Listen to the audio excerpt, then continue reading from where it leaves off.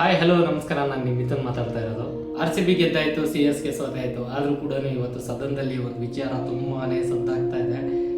ನಾನೇ ನಿಮ್ಗೆ ಅದ್ರ ಬಗ್ಗೆ ಹೇಳೋ ಅವಶ್ಯಕತೆ ಇಲ್ಲ, ಒಂದು ವಿಡಿಯೋ ಹಾಕ್ತೀನಿ, ನೋಡ್ಕೊಂಬನ್ನಿ.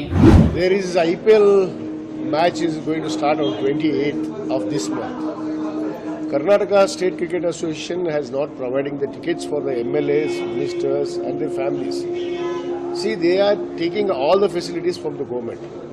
They are getting all the securities, everything. They are taking all the facilities from the government, but they are not respecting the MLAs. They are not issuing the tickets.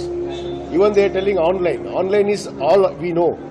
It's all the black market. Like they are taking in the online. Their bookies are there. They are selling it in a black. One ticket which is cost 5,000 rupees, we are buying it for 35,000 rupees. So there is no facilities for the MLAs and ministers. So we requested the government. Opposition leader has raised the issue in the assembly. So I also supported that, and we requested our speaker to take necessary action against them and issue the ticket, minimum 5 tickets for the MLAs, and they have to make a separate sitting arrangement there.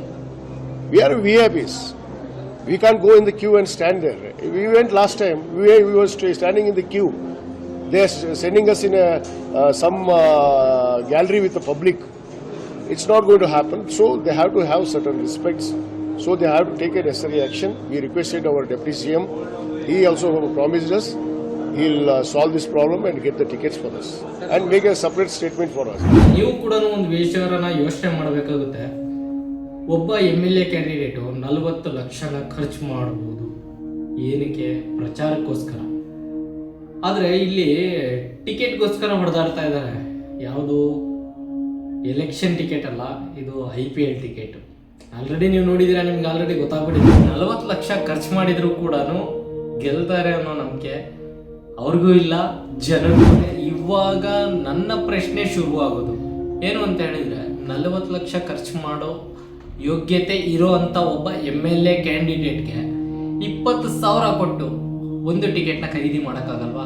ಸುಮ್ಮನೆ ಅದನ್ನು ಬಿಟ್ಟಾಗ DK Shivakumar ಸಾಹೇಬರು ಏನು ಚಿನ್ನಸ್ವಾಮಿ ಕ್ರೀಡಾಂಗಣದ ಒಬ್ಬ member ಆಗಿರುವಂಥವ್ರು, ಅವ್ರಿಗೆ ಹೇಳ್ಬಿಟ್ಟಿದ್ರೆ ಆಗ್ಬಿಡೋದಲ್ಲ ಸ್ವಾಮಿ. ಅದನ್ನು ತಗೊಂಡೋಗಿ ನೀವು ಒಂದು ಸದನದಲ್ಲಿ ಮಾತಾಡೋ ಅಂಥ ವಿಷಯನ ಸದನ ಏನಕ್ಕಿದೆ ಅಂತ ಹೇಳ್ಬಿಟ್ಟು ನಿಮಗೆಲ್ಲ ಚೆನ್ನಾಗೇ ಗೊತ್ತಿದೆ.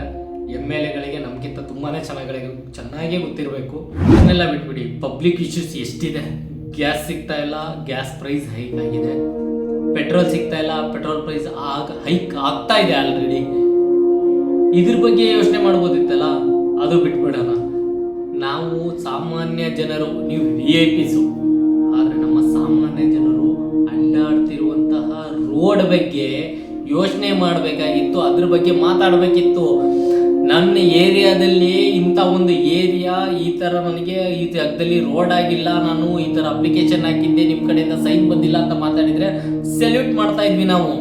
ಆದರೆ ಹೋಗಿ IPL ಟಿಕೆಟ್ ಸ್ವಾಮಿ, TV ನೋಡ್ರಿ, ಯಾರು ಬೇಡ ಅಂತಾರೆ? ಯಾರೋ ನಿಮ್ಮ ಮನೇಲಿ ಕೇಳಿದ್ರಂತೆ. ಓಕೆ, ನಾನು IPL ಫ್ಯಾನ್ಸ್ ಬಗ್ಗೆ ನಾನು ಏನು ಮಾತಾಡ್ತಾ ಇಲ್ಲ.